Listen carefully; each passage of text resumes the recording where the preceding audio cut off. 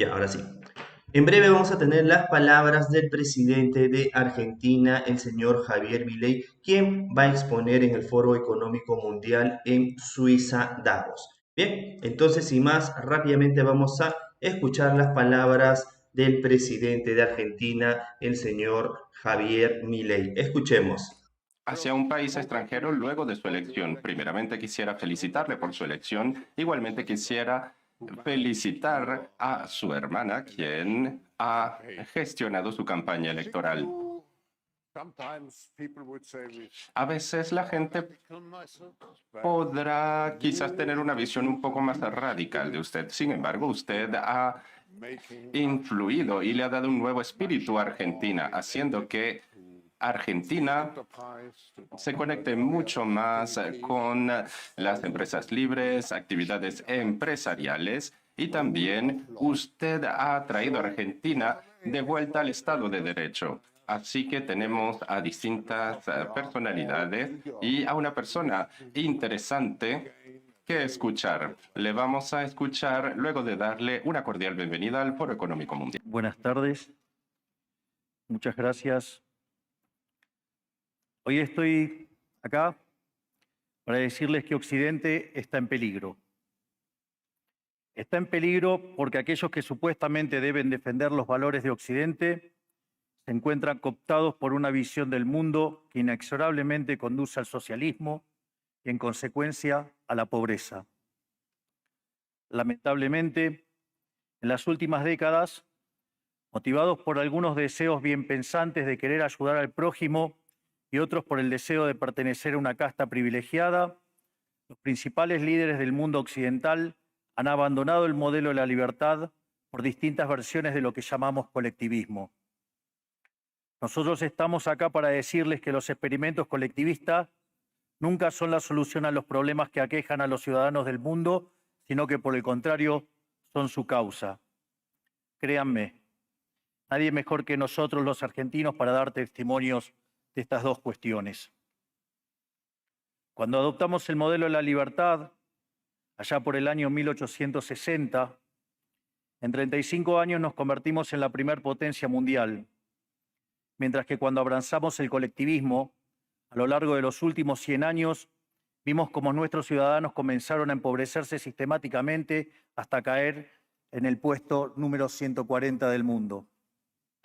Pero antes de poder dar esta discusión, sería importante que primero viéramos los datos que sustentan por qué el capitalismo de libre empresa no solo es un sistema posible para terminar con la pobreza del mundo, sino que es el único sistema moralmente deseable para lograrlo. Si consideramos la historia del progreso económico, podemos ver cómo desde el año 0 hasta el año 1800 aproximadamente, el PBI per cápita del mundo prácticamente se mantuvo constante durante todo el periodo de referencia. Si uno mira un gráfico de la evolución del crecimiento económico a lo largo de la historia de la humanidad, uno estaría viendo un gráfico con la forma de un palo de hockey, una función exponencial que se mantuvo constante durante el 90% del tiempo y se dispara exponencialmente a partir del siglo XIX. La única excepción a esta historia de estancamiento se dio a finales del siglo XV con el descubrimiento de América. Pero salvando esta excepción, a lo largo de todo el periodo entre el año 0 y el año 1800, el PBI per cápita a nivel global se mantuvo estancado. Ahora bien, no solo que el capitalismo generó una explosión de riqueza desde el momento que se adoptó como sistema económico, sino que si uno analiza los datos, lo que se observa es que el crecimiento se viene acelerando a lo largo de todo el periodo.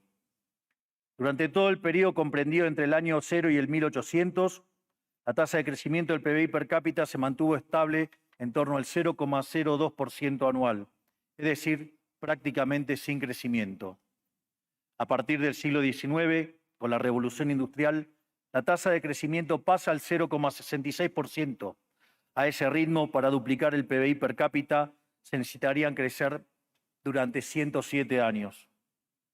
Ahora bien, si observamos el periodo entre 1900 y 1950, la tasa de crecimiento se acelera al 1,66% anual. Ya no necesitamos 107 años para duplicar el PBI per cápita, sino 66. Y si tomamos el periodo comprendido entre 1950 y el año 2000, vemos que la tasa de crecimiento fue de 2,1% anual, lo que derivaría en que en solo 33 años podríamos duplicar el PBI per cápita del mundo. Esta tendencia, lejos de detenerse, se mantiene viva aún hoy. Si tomamos el periodo entre el año 2000 y el 2023, la tasa de crecimiento volvió a acelerar el 3% anual, lo que implica que podríamos duplicar nuestro PBI per cápita en el mundo en tan solo 23 años. Ahora bien, cuando se estudia el PBI per cápita desde el año 1800 al día de hoy, lo que se observa es que luego de la revolución industrial, el PBI per cápita mundial se multiplicó por más de 15 veces, generando una explosión de riqueza que sacó de la pobreza al 90% de la población mundial. No debemos olvidar nunca que para el año 1800, cerca del 95% de la población mundial vivía en la pobreza más extrema, mientras que ese número cayó al 5% para el año 2020, previo a la pandemia. La conclusión es obvia. Lejos de ser la causa de nuestros problemas, el capitalismo de libre empresa como sistema económico es la única herramienta que tenemos para terminar con el hambre, la pobreza y la indigencia a lo largo y a lo ancho de todo el planeta. La evidencia empírica es incuestionable. Por eso, como no cabe duda de que el capitalismo de libre mercado es superior en términos productivos, la doxa de izquierda ha atacado al capitalismo por sus cuestiones de moralidad, por ser, según ellos, dicen sus detractores, que es injusto. Dicen que el capitalismo es malo porque es individualista y que el colectivismo es bueno porque es altruista, con la ajena. Y en consecuencia bregan por la justicia social. Pero este concepto que en el primer mundo se ha puesto de moda en la última época, en mi país es una constante del discurso político desde hace más de 80 años. El problema es que la justicia social no es justa, sino que tampoco aporta al bienestar general. Muy por el contrario, es una idea intrínsecamente injusta, porque es violenta. Es injusta porque el Estado se financia a través de impuestos, y los impuestos se cobran de manera coactiva. ¿O acaso alguno de nosotros puede decir que paga los impuestos de manera voluntaria? Lo cual significa que el Estado se financia a través de la coacción y que a mayor carga impositiva, mayor es la coacción, menor es la libertad. Quienes promueven la justicia social parten de la idea de que el conjunto de la economía es una torta que se puede repartir de una manera distinta. Pero esa torta no está dada, es riqueza que se va generando en lo que, por ejemplo, Israel Kirzler llama un proceso de descubrimiento de mercado. Si el bien o servicio que ofrece una empresa no es deseado, esa empresa quiebra a menos que se adecúe a lo que el mercado le está demandando. Si genera un producto de buena calidad a un buen precio atractivo, le va a ir bien y va a producir más. De modo que el mercado es un proceso de descubrimiento en el cual el capitalista encuentra sobre la marcha el rumbo correcto. Pero si el Estado castiga al capitalista por tener éxito y lo bloquea en este proceso de descubrimiento, destruye sus incentivos y las consecuencias de ello es que va a producir menos y la torta será más chica, generando perjuicio para el conjunto de la sociedad. El colectivismo, al inhibir estos procesos de descubrimiento y al dificultar la apropiación de lo descubierto, ata al emprendedor de las manos y le imposibilita producir mejores bienes y ofrecer mejores servicios a un mejor precio. ¿Cómo puede ser entonces que desde la academia, los organismos internacionales, la política y la teoría económica se demonice un sistema económico que no solo ha sacado de la pobreza más extrema al 90% de la población mundial y lo hace cada vez más rápido, sino que además es justo y moralmente superior? Gracias al capitalismo de libre empresa, hoy el mundo se encuentra en su mejor momento. No hubo nunca en toda la historia de la humanidad un momento de mayor prosperidad que el que vivimos hoy. El mundo de hoy es más libre, más rico, más pacífico y más próspero que en cualquier otro momento de nuestra historia. Esto es cierto para todos, pero en particular para aquellos países que son libres, donde respetan la libertad económica y los derechos de propiedad de los individuos. Porque aquellos países que son libres son 12 veces más ricos que los reprimidos. El decil más bajo de la distribución de los países libres vive mejor que el 90% de la población de los países reprimidos. Tiene 25 veces menos cantidad de pobres en el formato estándar y 50 veces menos en el formato extremo. Y por si eso fuera poco, los ciudadanos de los países libres viven un 25% más que los ciudadanos de los países reprimidos. Ahora bien, para entender que venimos a defender, es importante definir de a qué hablamos nosotros cuando hablamos de libertarismo. Para definirlo, retomo las palabras del máximo prócer de las ideas de la libertad de Argentina, el profesor Alberto Venegas Lynch, dijo que dice: el libertarismo es el respeto irrestricto del proyecto de vida del prójimo, basado en el principio de no agresión y en defensa del derecho a la vida, a la libertad y a la propiedad, cuyas instituciones fundamentales son la propiedad privada, los mercados libres de intervención estatal, la libre competencia, la división del trabajo y la cooperación social, donde solo se puede ser exitoso sirviendo al prójimo con bienes de mejor calidad a un mejor precio. Dicho de otro modo, el capitalista, el empresario exitoso, es un benefactor social que, lejos de apropiarse de la riqueza ajena, contribuye al bienestar general. En definitiva, un empresario exitoso es un héroe. Este es el modelo que nosotros estamos proponiendo para la Argentina del futuro, un modelo basado en los principios fundamentales del libertarismo, la defensa de la vida, de la libertad y de la propiedad. Ahora bien, el capitalismo de libre empresa y la libertad económica han sido herramientas extraordinarias para terminar con la pobreza en el mundo, y nos encontramos hoy en el mejor momento de la historia de la humanidad. Vale la pena preguntarse, ¿por qué digo entonces que Occidente está en peligro? Digo que Occidente está en peligro justamente porque en aquellos países que deberíamos defender los valores del libre mercado, la propiedad privada y las demás instituciones del libertarismo, sectores del establishment político y económico, algunos por errores en su marco teórico y otros por ambición de poder, están socavando los fundamentos del libertarismo, abriéndole las puertas al socialismo y condenándonos potencialmente a la pobreza, a la miseria y el estancamiento. Porque nunca debe olvidarse que el socialismo es siempre y en todo lugar un fenómeno empobrecedor, que fracasó en todos los países que se intentó, un fracaso en lo económico, un fracaso en lo social, un fracaso en lo cultural y además asesinó a más de 100 millones de seres humanos. El problema esencial de Occidente hoy es que no solo debemos enfrentarnos a quienes, aún luego de la caída del muro y la evidencia empírica abrumadora, siguen bregando por el socialismo empobrecedor, sino también a nuestros propios líderes, pensadores y académicos que, amparados en un marco teórico equivocado, socavan los fundamentos del sistema que nos ha dado la mayor expansión de riqueza y prosperidad de nuestra historia.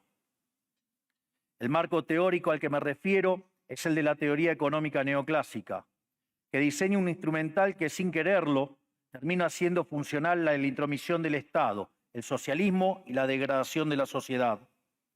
El problema de los neoclásicos es que, como el modelo del que se enamoraron no mapea contra la realidad, atribuyen el error al supuesto fallo del mercado, en vez de revisar las premisas de su modelo.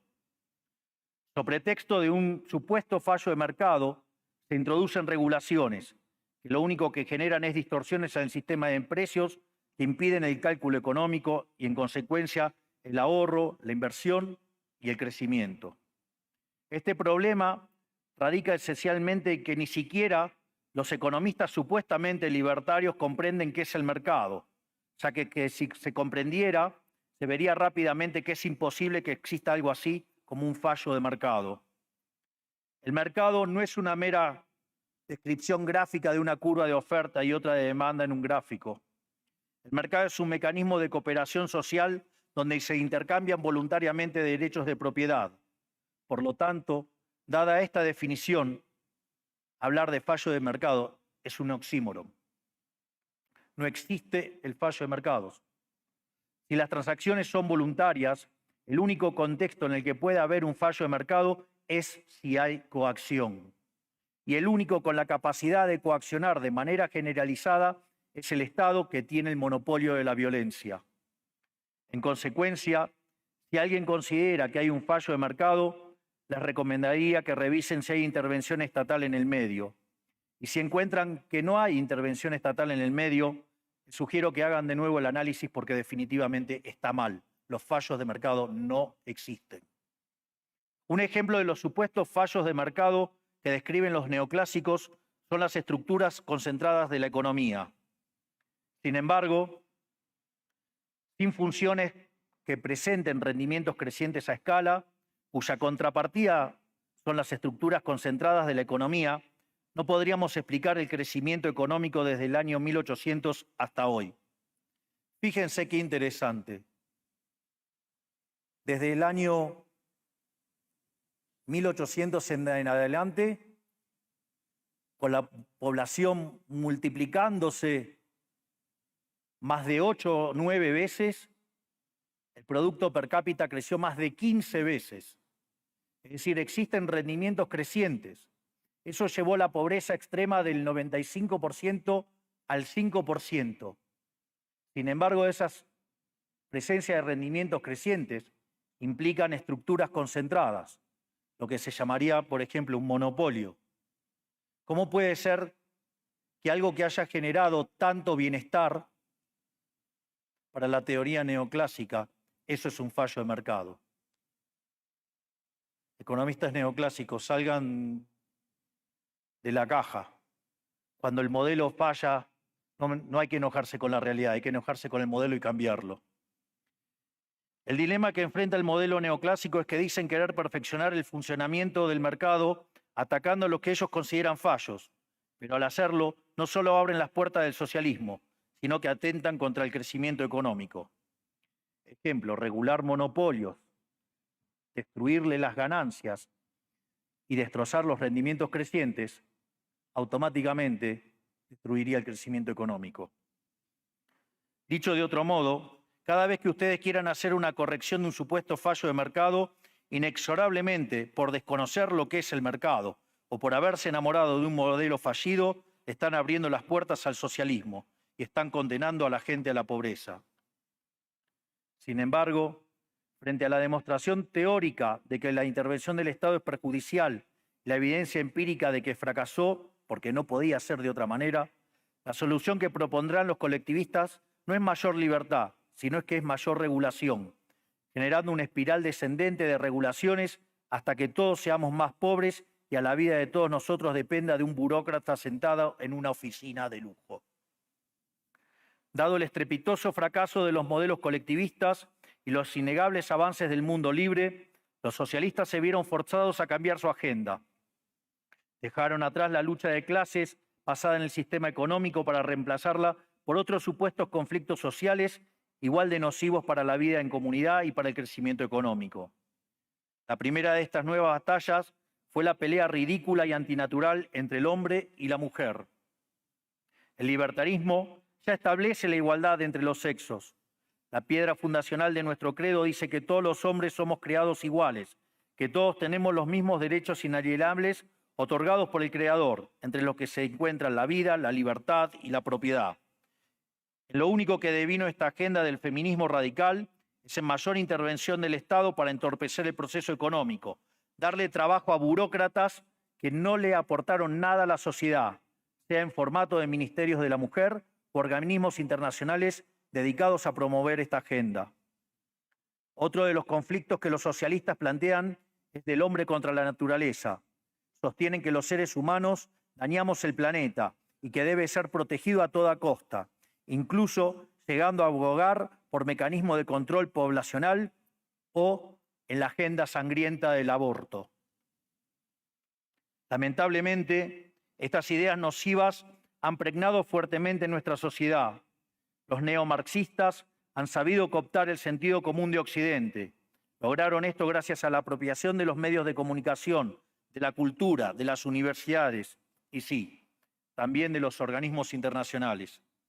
Este último caso es el más grave, tal vez, porque se trata de instituciones que tienen enorme influencia en las decisiones políticas y económicas de los países que integran esos organismos multilaterales.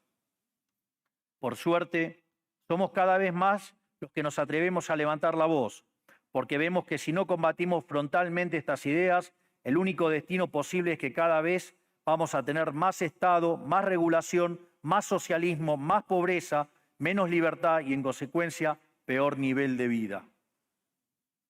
Occidente, lamentablemente, ya comenzó a transitar este camino.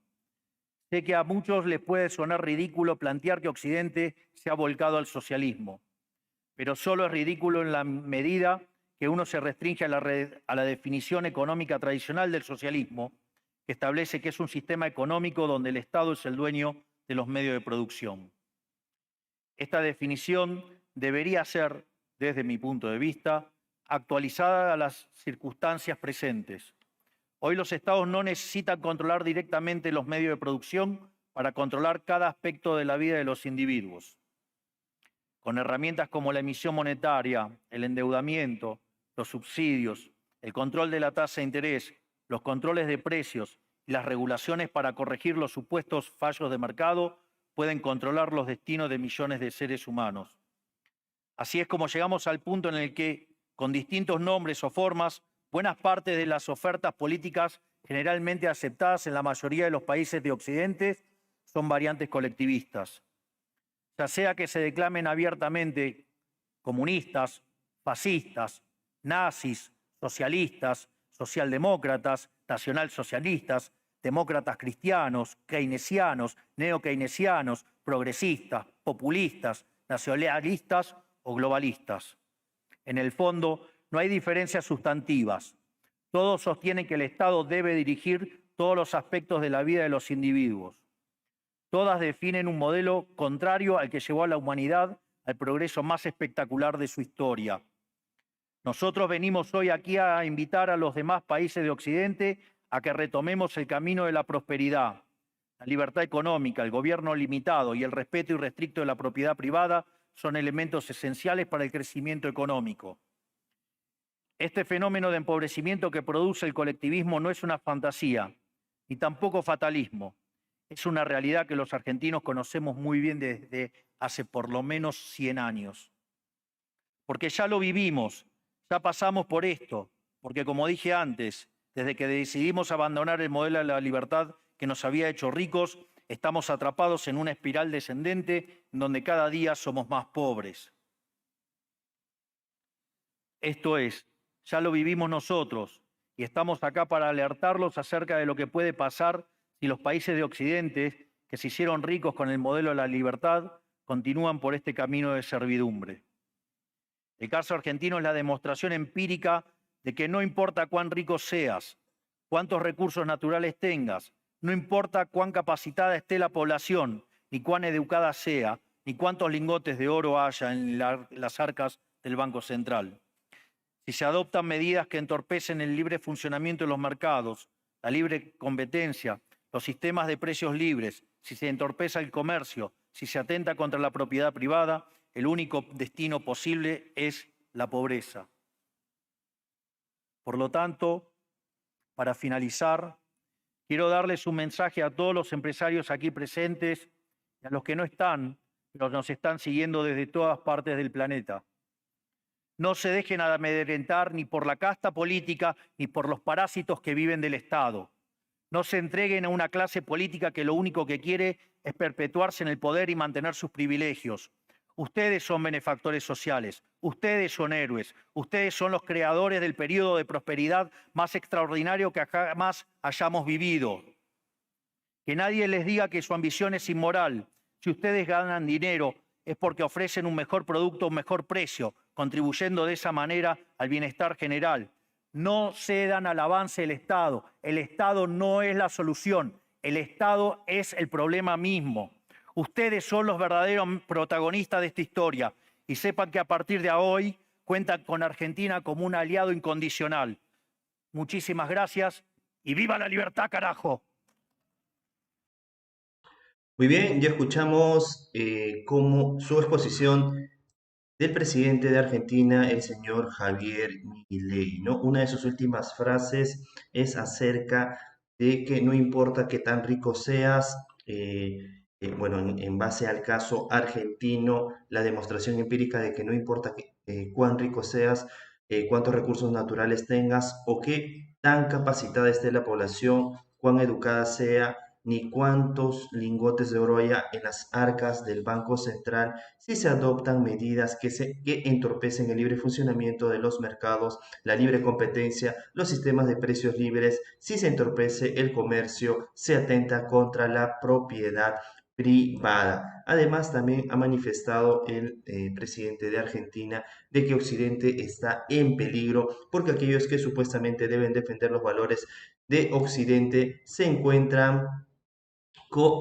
aptados por una visión del mundo que inexorablemente conduce al socialismo y en consecuencia a la pobreza. Bien, estas han sido algunas de las palabras del presidente de Argentina, el señor Javier Milei, ¿no? También ha manifestado que cuando adoptaron el modelo libertad en los años 1860, en 35 años se convirtieron en la primera potencia mundial. Además que cuando Argentina abrazó el colectivismo a lo largo de los últimos 100 años, se vio como los ciudadanos comenzaron a empobrecerse sistemáticamente hasta caer al puesto 140. Para todas las personas que han conversado con personas, por así llamarlos, más adultas, darán fe de que Argentina en tiempos pasados era una ciudad modelo, pero posteriormente fue decayendo hasta lo que conocemos el día de hoy, ¿no? Que obviamente ha entrado un presidente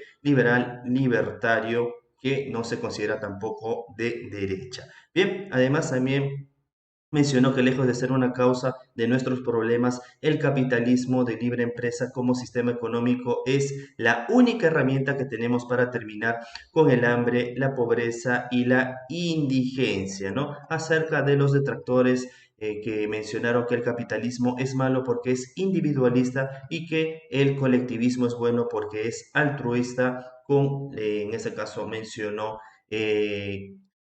en consecuencia, bregan o mencionan la justicia social, pero ese concepto que en el mundo se ha puesto de moda en la última época en Argentina es una constante del discurso político desde los años 80. El problema es que la justicia social no es justa y tampoco aporta bienestar general. Bien, además un punto importante es que los países libres son 12 veces más ricos que los reprimidos, ¿no? El decil más bajo de los países libres vive mejor que el 90% de la población de los países reprimidos, ¿no? Los ciudadanos de los países libres viven 25% más que los ciudadanos de los países reprimidos. Muy bien, entonces han sido palabras muy fuertes en el foro económico mundial en Davos, Suiza, ¿no? Hay que recordar que este foro es muy importante porque es una organización internacional creada desde el año 1971